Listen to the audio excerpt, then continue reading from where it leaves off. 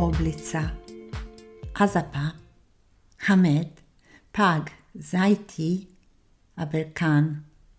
Hi, welcome back to Olive Oil Drops, a podcast created by Marco Antonucci for all of you who want to know everything or almost everything about olive oil and olives. I'm Milena. In podcasts 52, 53 and 54, I concentrated on international cultivars, those capable of producing olives and yielding oil with consistent characteristics in geographically diverse areas.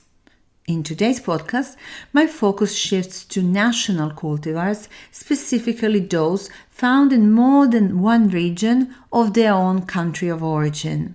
These cultivars exhibit fairly uniform organoleptic and production characteristics, yet they are not widely spread in other countries, or if so, only to a marginal extent.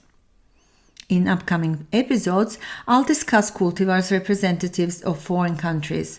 Following that, I'll delve into typical Italian cultivars, categorizing them as either national, that is widespread throughout Italy, covered in podcast 57, or local, only found in specific areas or regions. That will be covered in podcasts 58 and podcast 59.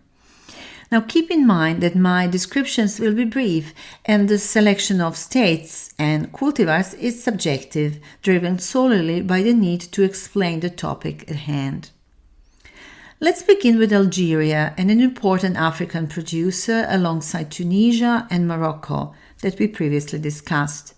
The Chemlal de Kabylie is the predominant olive cultivar in Algeria, constituting over 30% of the country's olive growth. Within the Chemlal variety, there are several subspecies, each influenced by its specific growth environment.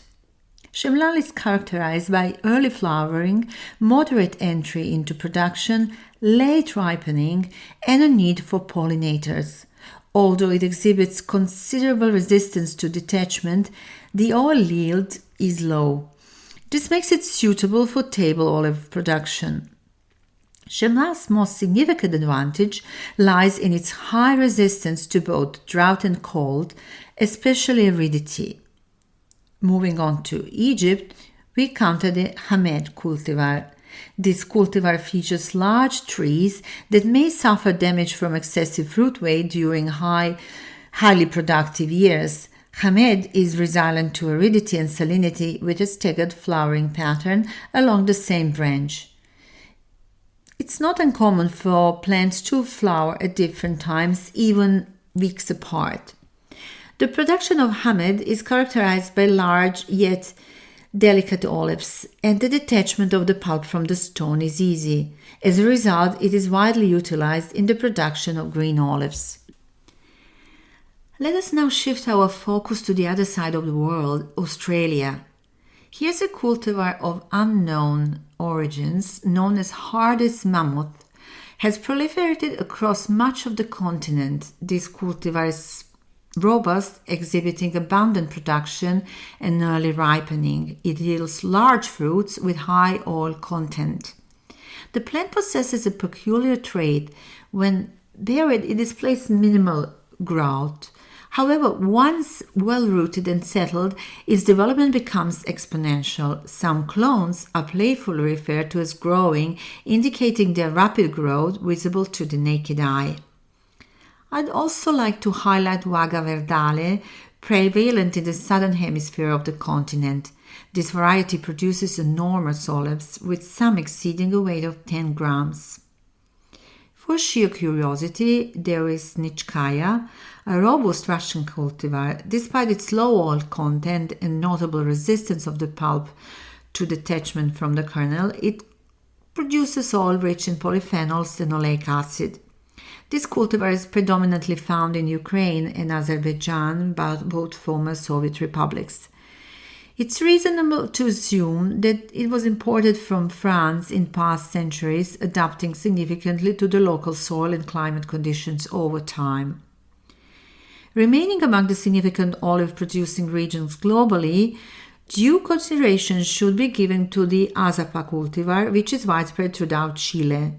Despite its uncertain origin, recent studies have drawn parallels with the Argentinian Arauco and the Peruvian Sevillana. Azapa is characterized by its robustness, exhibiting high resistance to both drought and salinity. It enters the production phase early with moderate productivity, reaching full maturity later. The combination of low oil content and a sturdy skin positions it primarily for table olive production. In recent years, owing in part to the renewed interest and increased utilization of native cultivars, Azapa has also found a place in oil production. I previously mentioned Azapa's proximity to Argentina Arauco in podcast 54, emphasizing its international significance and the substantial size of its fruits. Throughout the Verazon period, these fruits undergo captivating stages of coloration. As I delve into the Sevillana, allow me to share an anecdote about its country of origin. Peru. Devotion to olive cultivation in Peru dates back to the mid-16th century, when the Spaniards introduced the first plants for oil production, primarily for religious rituals and church lighting. The rapid adaptation of olive plants to the climate and terrain led to proliferation of plantations. By the 18th century, 2 centuries later, what initially served clerical purposes transformed into consumable product for humans. Initially limited to missionaries and the upper class, olive oil became widespread among the affluent middle class.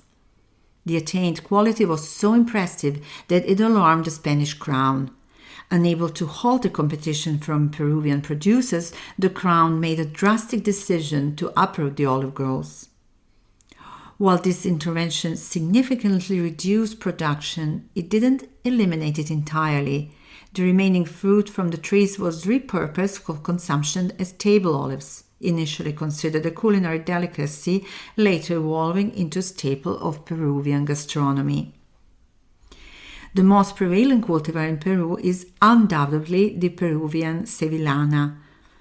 It can be considered a mutation of the initial olive varieties imported into the country and constitutes over 80% of Peruvian plantings.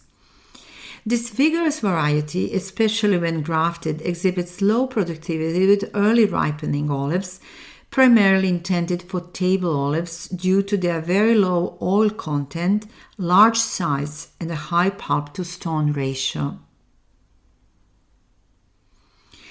Turning our attention to Italy's neighbors, let's start with Oblica, a characteristic cultivar from Croatia. This robust plant easily adapts to agronomically poor soils. It enters production early, displaying early flowering and medium alternating productivity. The fruits ripen very early and are suitable for both green and black table olive production, as well as extraction, yielding an oil with hints of fresh almond, banana, and grass. The oil content is moderate, and the detachment of the pulp from the stone is easy. In the nearby Montenegro, we find Žutica, a vigorous and productive cultivar of Asian origins, boasting an oil yield exceeding 22% and a high pulp-to-stone ratio. However, it is penalized by strong alternation and the fragility of branches when loaded with snow or lashed by strong winds. An interesting feature of Žutica is that under favorable climatic and photosanitary conditions, the fruit can remain on the plant for extended period without spoiling or becoming overripe. Consequently, the harvest can be delayed. A little further down, we encounter Kalignot, which stands as Albania's most important cultivar destined for table olive production. It is characterized by high productivity and staggered ripening times. I'll close this brief overview of foreign national cultivars by discussing Soury or Baladi, considered the most important variety in Lebanon, and Zaity, typical of Syria, the area often regarded as the birthplace of all olive cultivation. Soury is of medium robustness, resistant to aridity, ripening at an immediate time with good productivity. If irrigated correctly, it can enter production as early as the second year. The oil it produces carries hints of fresh almond, and the yield is medium to high. Zaity accounts for more than 150,000 hectares of Syrian olive groves and is highly valued for its high fat yield, which can, in some cases, exceed 30%. Sensitive to drought, it exhibits high but very alternating productivity. A distinctive feature of this cultivar is the production of a significant percentage of parthenocarpic fruits. Olives that develop without fertilization are seedless, small in size, and challenging to harvest. This characteristic is compensated for by the high oil content of normal fruits, which ripen early and have low resistance to detachment, facilitating their mechanized harvesting. If you wish to ask us questions, you can do so either by email oliveoildrops@gmail.com, website www.oliveoildrops.com, where you can find also text of this podcast both in Italian and English, or a comment space of the podcast platform you have been using and to which you can subscribe free of charge. Thank you for tuning in today.